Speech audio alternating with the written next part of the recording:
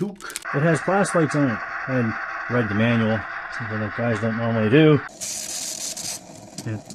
This one's making some funny noises.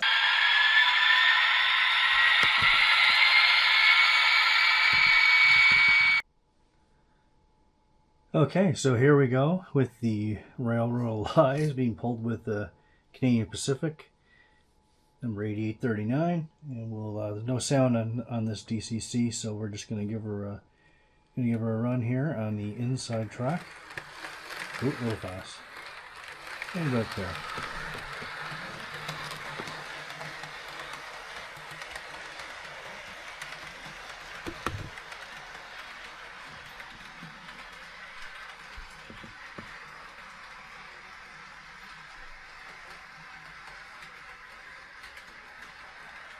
You see some can for boxcars here, which will be in a future video.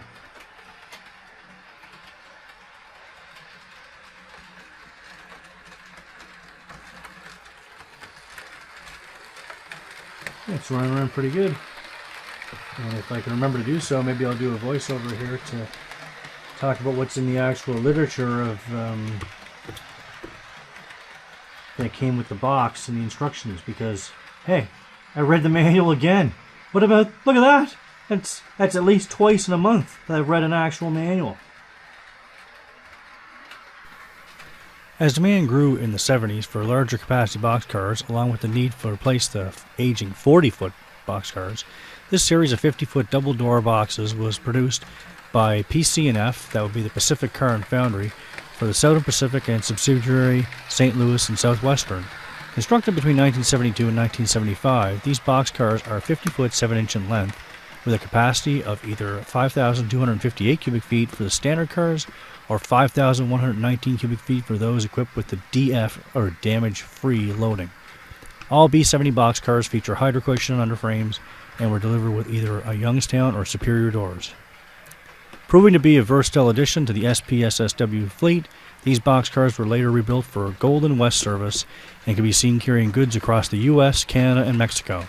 Many can still be seen on the rails today, whether in their original SSW or SP paint, as former Golden West cars stenciled back into SP, or under entirely new ownership.